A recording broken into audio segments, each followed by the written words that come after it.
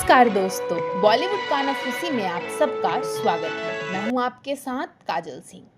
आज हम एक ऐसी अभिनेत्री के बारे में बात करने वाले हैं जिन्होंने अपनी एक्टिंग और खूबसूरती के जरिए फैंस के दिलों पर आज भी राज करती हैं, जिन्होंने बहुत ही कम उम्र में इस दुनिया को अलविदा तो कह दिया, लेकिन वो आज भी अपनी बेहतरीन एक्टिंग और खूबसूरती के साथ साथ राज बब्बर संग अपनी लव स्टोरी के लिए भी जानी जाती हैं।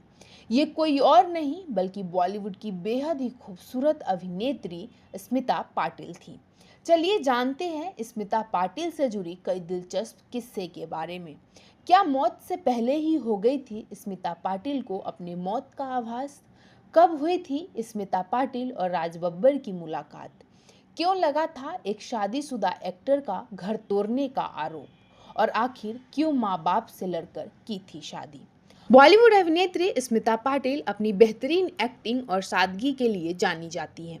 साल 1975 में स्मिता पाटिल ने सयाम बेनेगल की फिल्म चरण दास चोर से अपनी करियर की शुरुआत की थी। 70-80 के दशक में स्मिता पाटिल का नाम बॉलीवुड के टॉप एक्ट्रेसेस के लिस्ट में शुमार है। स्मिता पाटिल अपने प्रोफेशनल लाइफ के साथ साथ अपनी पर्सनल लाइफ के चलते भी सुर्खियों में बनी रही थी। स्मिता पाटिल ने अपने करियर में करीब 80 फिल्मों में काम किया और बहुत ही कम उम्र में इस दुनिया को अलविदा कह दिया था। 70-80 के दशक में फिल्मों की सुपरस्टार कही जाने वाली अभिनेत्री स्मिता पाटिल एक नारीवादी के तौर पर जानी जाती थी। स्मिता पाटिल एक ऐसी अभिनेत्री थी जो महिलाओं के हक के लिए लड़ती थी और महिलाओं के मुद्दे पर अपनी राय रखती थी। उन्होंने अपने करियर में उन तमाम फिल्मों में काम किया जो भारतीय समाज में महिलाओं की प्रगति और उनकी समस्याओं पर आधारित थी।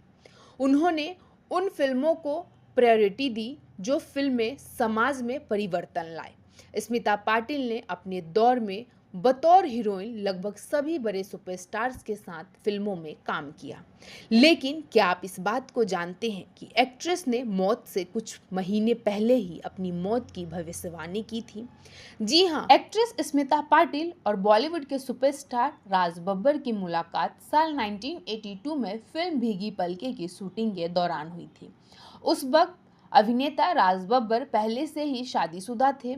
इसके बावजूद भी राज बब्बर को स्मिता पाटिल से प्यार हुआ और वे दोनों शादी करने का भी फैसला कर लिया। लेकिन ये सब बिल्कुल भी आसान नहीं था। कहा जाता है कि स्मिता के माता पिता दोनों ही उनके इस फैसले के खिलाफ थे। लेखिका मैथिली राव ने अभिनेत्री की बायोग्राफी में लिखा है कि स्मिता की मां का कहना था कि जो महिलाओं के अधिकार के लिए लड़ती हैं वो स्मिता किसी और औरत का घर कैसे तोड़ सकती है। खबरों की माने तो एक्ट्रेस स्मिता पाटिल के लिए उनकी मां रोल मॉडल थी। हालांकि जिंदगी का इतना बड़ा फैसला लेते वक्त उन्होंने अपनी मां की भी नहीं सुनी थी। राज बब्बर संग रिलेशनशिप और शादी को लेकर एक्ट्रेस पर उस वक्त कई आरोप भी लगाए गए थे और उन्हें काफ़ी आलोचनाओं का सामना भी करना पड़ा था। इसके बावजूद भी साल 1983 में स्मिता पाटिल बॉलीवुड एक्टर राज बब्बर के साथ शादी के पवित्र बंधन में बंध गए। इस शादी के बाद स्मिता पाटिल ने अपने बच्चे को जन्म दिया और बच्चे के जन्म के 15 दिन बाद ही एक्ट्रेस महज 31 साल के उम्र में इस दुनिया को अलविदा कह दिया।